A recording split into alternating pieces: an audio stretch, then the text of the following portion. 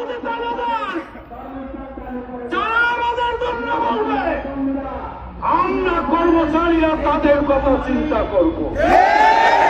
এই কথাটা মনে রাখবেন।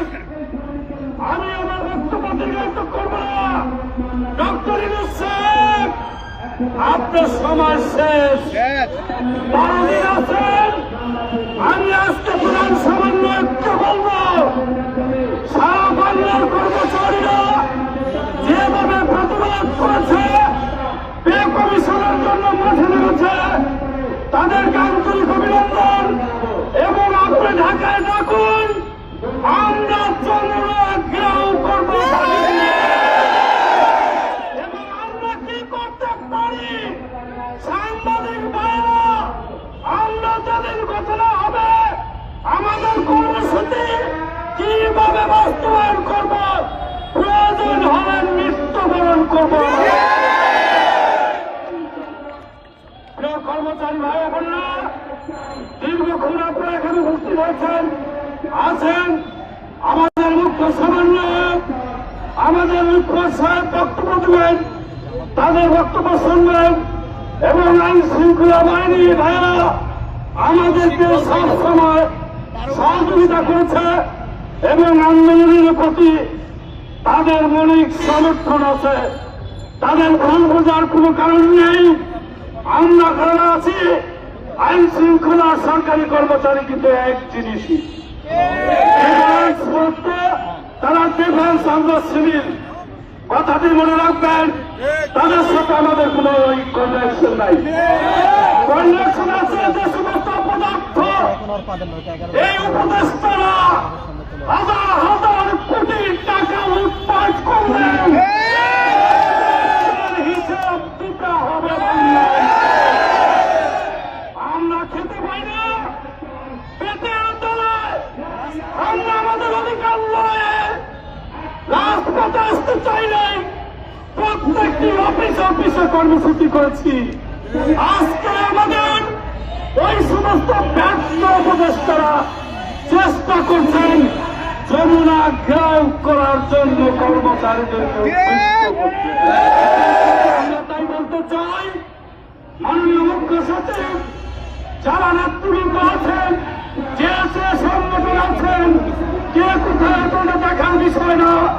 আমার পেট্রোল দাবিতে, আউটসোর্সিং বাতিলের দাবিতে, রেশনিং ব্যবস্থার চালু দাবিতে, পোশাকের টাকা বেতনের সাথে দেওয়ার দাবিতে যে কর্মসূচি আজকে ঘোষণা হবে, আমরা সবাই জীবন দিয়ে হলেও এই কর্মসূচি আদায় করে ছাড়বো।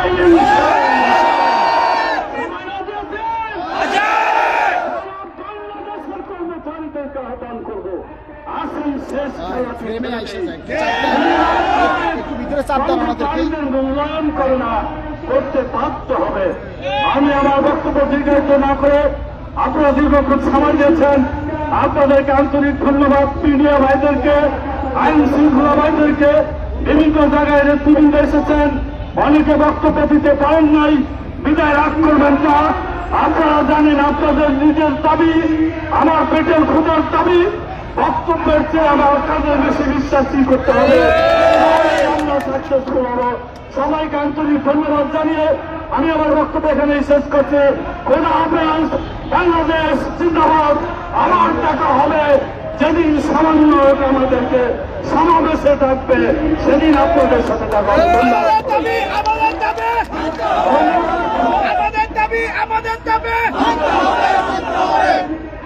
প্রিয় উপস্থিতি, আপনারা ইতিমধ্যে পত্রিকায় দেখতে পেয়েছেন 9,000 বর্গ ফুটে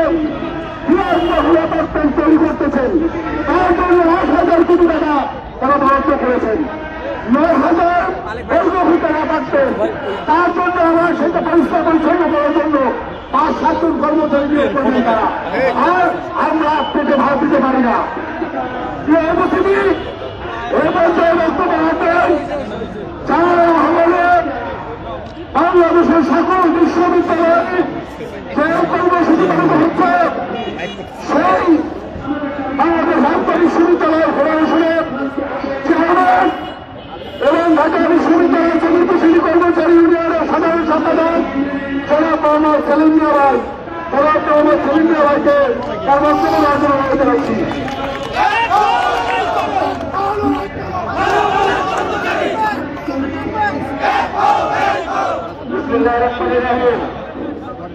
সরকারি দাবি আদায় ঐক্য পরিষদ করতে আজকের প্রতিবাদ সভায় সম্মানিত সভাপতি, উপস্থিত জাতীয় ভিত্তিক সংগঠনের নেতৃবৃন্দ এবং ভিত্তিক সংগঠনের নেতৃবৃন্দ এবং ইলেকট্রনিক মিডিয়ার সদস্যবৃন্দ এবং আইন শৃঙ্খলা গোয়েন্দা সংস্থার সদস্যবৃন্দ, সকলকে জানাই সালাম, আসসালামু আলাইকুম। আজকে আমাদের প্রতিবাদ সভা জ্বালানি অর্থ উপদেষ্টা সহ যে সকল ব্যক্তিবর্গ এই তেইশকে নিয়ে মন্তব্য করেছেন যে পরবর্তী নির্বাচিত সরকার এসে এই স্কেল বাস্তবায়ন করবেন এবং এও মন্তব্য করেছেন যে বর্তমানে এই স্কেল দিলে নাকি মূল্যস্ফীতি বেড়ে যাবে। এই মন্তব্যকে আমরা নিন্দা জানাচ্ছি এবং এটাকে প্রত্যাহার করার জন্য দাবি জানাচ্ছি। আমি প্রশ্ন রাখতে চাই, বর্তমান রাষ্ট্রে যারা দায়িত্বে আছে প্রধান উপদেষ্টা সহ উপদেষ্টা মন্ডলীদের কাছে আমি কিছু প্রশ্ন রাখতে চাই। আমি আশা করি আমার প্রশ্নের উত্তর আপনারা আপনাদের বিবৃতিতে দিবেন। যে সকল ব্যক্তিবর্গ এখন বলছেন যে মূল্যস্ফীতি বেড়ে যেতে পারে, আপনাদের কাছে আমার প্রশ্ন, 2015 সালে যে বৈষম্যযুক্ত পে স্কেল দিয়েছিল, যে 2015 থেকে কর্মচারী অঙ্গন থেকে আন্দোলন চলে আসবে এবং সেই 2015 সাল থেকে আজকে 2026 জানুয়ারি মাস শেষ প্রান্তে এই পর্যন্ত মূল্যস্ফীতি কত বৃদ্ধি পেয়েছে, কত পার্সেন্ট মূল্যস্ফীতি বৃদ্ধি পেয়েছে, আর কর্মচারীদের বেতন কত পার্সেন্ট বৃদ্ধি পেয়েছে। আমার প্রশ্নের উত্তরটি আপনারা দিবেন। আরেকটি প্রস্তাব, মূল্যস্ফীতির প্রতি আইন শিথিল করুন, আইন প্রয়োগ করুন, আইন প্রয়োগ করে মূল্যস্ফীতি শিথিল রেখে আমাদের নবম পে স্কেল, বৈষম্যমুক্ত নবম পে স্কেল বাস্তবায়ন করুন। 2015 সাল থেকে কত পার্সেন্ট মূল্য বৃদ্ধি পেয়েছে, চিকিৎসা, লেখাপড়া, তারপর খাদ্য, যাতায়াত, সকল কিছু 70 থেকে 80% বৃদ্ধি পেয়েছে। তো আমরা একবারে নিচেরটা আপনাদেরকে বিনীতভাবে অনুরোধ করব, অন্তর্বর্তীকালীন সরকার পে কমিশন গঠন করেছেন। পে কমিশন আমাদের বিভিন্ন সংগঠনের কাছ থেকে প্রস্তাব নিয়েছেন, বিভিন্ন প্রতিষ্ঠান থেকে প্রস্তাব নিয়েছেন। কোন প্রস্তাবে 20 গ্রেডের কোন প্রস্তাব ছিল না।